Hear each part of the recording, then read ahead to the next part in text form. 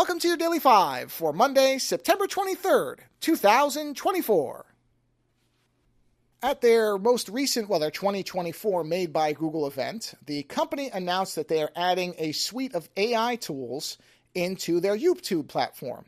And there were a couple of different ones that were announced. Most people have gotten fixated on the video generation thing that they're going to put out, where it can actually create video, a short form video, like 6 seconds or so, according to the Verge article I'm going to link here, that people are saying, oh, well, okay, are you creating it? Is the computer creating it? Whatever. And that's where a lot of people are getting hung up.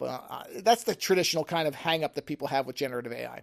But the thing that was most interesting to me and most potentially transformative, and I don't necessarily think in a good way for the platform, is this inspiration tool that they're going to roll out. And the idea of this, if you think about it, it sort of makes, it does make a lot of sense. A lot of people will come onto YouTube and they have this idea that they want to make content and they may not know where to start. That's a pretty common problem with almost any creative endeavor. So this tool is supposed to be able to suggest things to somebody who wants to get started, suggesting content and titles, and I would assume being able to generate thumbnails and really trying to massage the content and the direction so that somebody can start making stuff that you would assume is based, as this Verge article points out, on the YouTube algorithm itself. I mean, it doesn't make sense for it to work any other way. It just is logical that YouTube's tool would be trying to suggest that you make things that will be successful on YouTube. Otherwise, why would you be there? So logically, it makes sense that that's what's going to happen. But think about, if you've been on YouTube for a while, pre all this AI hype, so think back before that, even before all of this marketing over AI and how it's injected into everything, YouTube had several problems, but let's just focus on one. YouTube already had one problem that almost everybody was identifying before this, which is a lot of these videos, in particular, a lot of the titles and a lot of the thumbnails look awfully similar to one another. And depending on what you're watching, you will notice that there's a lot of similarity even to some of the content, in particular in the first 5 or 10 minutes of the video, but even beyond that, where you'll see people who are using the YouTube zoom, where they're trying to zoom in for impact, but they're clearly not doing it with any actual thought or intention. They just keep randomly sprinkling in these zooms because it's supposed to be emphasizing something. And the problem is they do it too much, so now it's emphasizing nothing.